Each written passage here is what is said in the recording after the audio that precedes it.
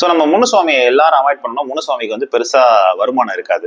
அப்போ முனுசுவாமி ஒரு டிசிஷன் எடுக்கிறான். என்னன்னா, அந்த மகடி ஹில்ஸ்ல அந்த பேந்தர் வந்து ரொம்ப அட்டகாசம் பண்ணிட்டு இருக்குல்ல, பேசாம யாருக்கிட்டே சேர்ந்து நம்ம வந்து சிங்கிள் ஹேமர் .12 ஷார்ட் கணக்கு கடை வாங்கிட்டு போய் அதை சுடலாமான்னு ஒரு முடிவு எடுத்து, அதே மாதிரி சிங்கிள் ஹேமர் .12 ஷார்ட் கன்னை 4 LG கார்ட்ரேஜ் எடுத்துட்டு கடன் வாங்கிட்டு போயிடுறான் சுடுறதுக்கு.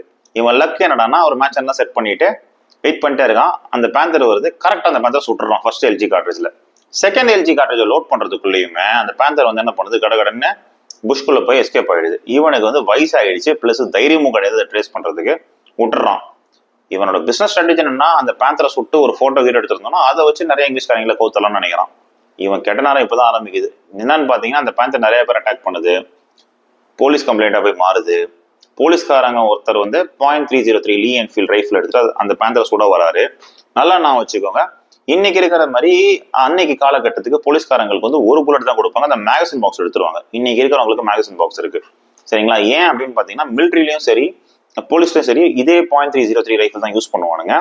பட் அன்னைக்கு என்ன ஃபீல் பண்ணுவாங்கன்னா, நிறைய இடத்துல அந்த சுதந்திர போராட்டம் இதெல்லாம் நடந்துட்டு இருக்கும்ல, ஸோ போலீஸ்காரங்கள்ட்ட வந்து மேகசினை கொடுத்தா அவன் பாட ஒரு 5,000 பேர் சுட்டுட்டான்னா பெரிய தலைவலி இருக்குல்ல, அதனால ஒரு புல்லட் தான் லோட் பண்ற மாதிரி ஒரு கெப்பாசிட்டியோட தான் கொடுப்பானுங்க அந்த கண்ணை. ஸோ ஆப்வியஸ்லி மேகசின் பாக்ஸ் இருக்காது, ஒரு புல்லட் எடுத்து இவனே லோட் பண்ணிட்டு சுடணும். அந்த புல்லட் போன மாதிரி திருப்பி 2வது புல்லட் எடுத்து லோட் பண்ணி சுடணும். ஸோ இதுதான் ஸ்ட்ராட்டஜி. இந்த கன் எடுத்துட்டு அந்த லோக்கல் தஃபேதார், அதாவது ஹெட் கான்ஸ்டபிள் தஃபேதார் அன்னைக்கு காலகட்டத்துக்கு, அந்த ஆள் வந்து இந்த பேந்தரை சுடலாம்னு சொல்லிட்டு போறாரு. இவர் லக்கு அந்த பேந்தர் வந்து 2 பேரை இன்ஜூர் பண்ணியிருக்கு. இதை ட்ராக் பண்ணிட்டு இந்த ஆள் போறான். போகும்போது நேருக்கு நேரம் அந்த பேந்தர் இந்த ஆளும் பாக்குறாங்க. ஃபர்ஸ்ட் ஷாட் வந்து ஹிப்ல வச்சு சுடுறாரு, புல்லட் மிஸ் ஆயிடுது, பேந்தர் இந்த ஆள் மேல குதிச்சிருது. இந்த ஆள் செஸ்ட்டை ஃபுல்லா கிழிச்சிருச்சு.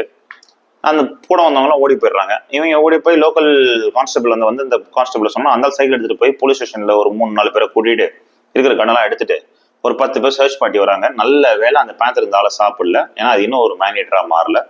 உயிருக்கு போராட்ட இருந்த ஆளை தூக்கி ஃபண்ட் ஹாஸ்பிட்டல் வைக்கிறாங்க, க்ளோஸ்பேட்ல.